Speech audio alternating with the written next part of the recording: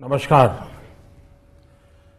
वर्ष 2021 का बजट असाधारण परिस्थितियों के बीच पेश किया गया है। इसमें यथार्थ का एहसास भी और विकास का विश्वास भी है।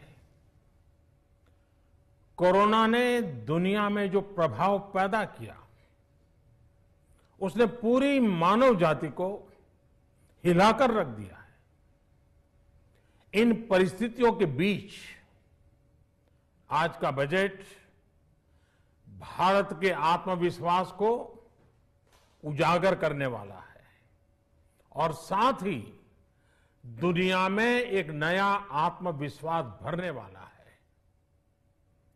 आज के बजट में आत्मनिर्भरता का विजन भी है और हर नागरिक, हर वर्ग का समावेश भी है। हम इस बजट में जिन सिद्धांतों को लेकर चले हैं वो हैं ग्रोथ के लिए नए अवसरों, नई संभावनाओं का विस्तार करना, युवाओं के लिए नए अवसरों का निर्माण करना, मानव संसाधन को एक नया आयाम देना, इंफ्रास्ट्रक्चर निर्माण के लिए नए नए क्षेत्रों को विकसित करना, आधुनिकता की तरफ आगे बढ़ना, नए सुधार लाना। साथियों, नियमों और प्रक्रियाओं को सरल बनाकर आम लोगों के जीवन में ईज ऑफ लिविंग को बढ़ाने पर इस बजट में जोर दिया गया है।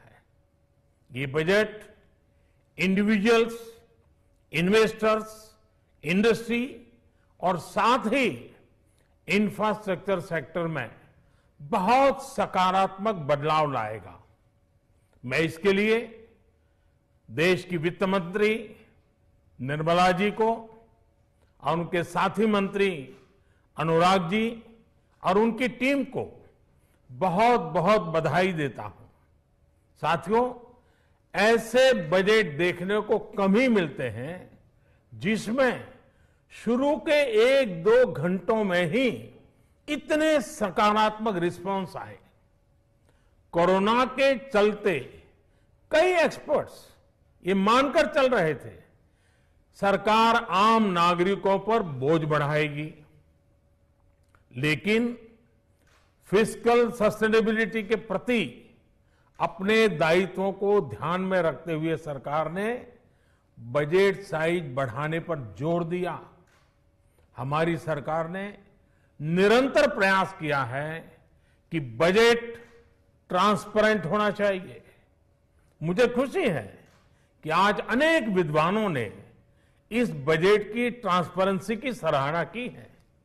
साथियों, भारत कोरोना की लड़ाई में रिएक्टिव होने के स्थान पर हमेशा ही प्रोएक्टिव रहा है।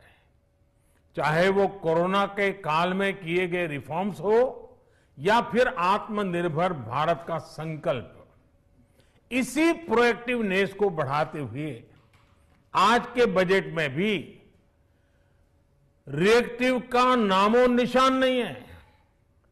साथ ही हम एक्टिव पर, स्टेटस को पर भी अटके नहीं हैं और हमने इस बजट में भी प्रोएक्टिव बजट देकर के देश के सामने प्रोएक्टिव होने का संदेश दिया है। यह बजट उन सेक्टर्स पर विशेष रूप से केंद्रित है जिनसे वेल्थ और वेलनेस दोनों ही तेज गति से बढ़ेंगे, जान भी जहान भी। इसमें एमएसएमईज और इंफ्रास्ट्रक्चर पर विशेष रूप से जोर दिया गया है। इसी तरह ये बजट जिस तरह से हेल्थ केयर पर केंद्रित है वो भी अभूतपूर्व है। ये बजट देश के हर क्षेत्र में विकास यानी ऑल राउंड डेवलपमेंट की बात करता रहता है। खास तौर पर मुझे खुशी है कि इस बजट में दक्षिण के हमारे राज्य, पूर्वोत्तर के हमारे राज्य और उत्तर में लेह लद्दाख जैसे क्षेत्रों में विकास पर विशेष ध्यान दिया है। ये बजट भारत के कोस्टल स्टेट्स जैसे तमिलनाडु, केरल, पश्चिम बंगाल, इनको एक बिजनेस पावर हाउस बनाने की दिशा में एक बड़ा कदम उठाए। नॉर्थ ईस्ट के राज्य जैसे असम के अनएक्सप्लोर्ड पोटेंशियल को टैप करने में बजट बहुत बड़ी मदद करेगा। इस बजट में जिस तरह से रिसर्च एंड इनोवेशन इकोसिस्टम पर बल दिया गया है, जो प्रावधान किए गए हैं, उनसे हमारे युवाओं को ताकत मिलेगी। भारत उज्जवल भविष्य के लिए बहुत ठोस कदम रखेगा। साथियों, देश के सामान्य मानवी का, महिलाओं का जीवन आसान बनाने के लिए उनके स्वास्थ्य, स्वच्छता, पोषण, शुद्ध जल और अवसरों की समानता, इस पर इस बजट में विशेष बल दिया गया है। बजट में इंफ्रास्ट्रक्चर पर खर्च में अभूतपूर्व वृद्धि के साथ साथ कई व्यवस्थागत सुधार किए गए हैं, जिसका बहुत बड़ा फायदा देश में ग्रोथ और जॉब क्रिएशन, रोजगार के लिए बहुत लाभ होगा। देश में एग्रीकल्चर सेक्टर को मजबूती देने के लिए, किसानों की आय बढ़ाने के लिए इस पर बजट में बहुत जोर दिया गया है। कई प्रावधान किए गए हैं। एग्रीकल्चर सेक्टर में किसानों को और आसानी से और ज्यादा ऋण मिल सकेगा। देश की मंडियों को यानी एपीएमसी को और मजबूत करने के लिए, सशक्त करने के लिए एग्रीकल्चर इंफ्रास्ट्रक्चर फंड से मदद का प्रावधान किया गया है। ये सब निर्णय ये दिखाते हैं कि इस बजट के दिल में गांव है, हमारे किसान है।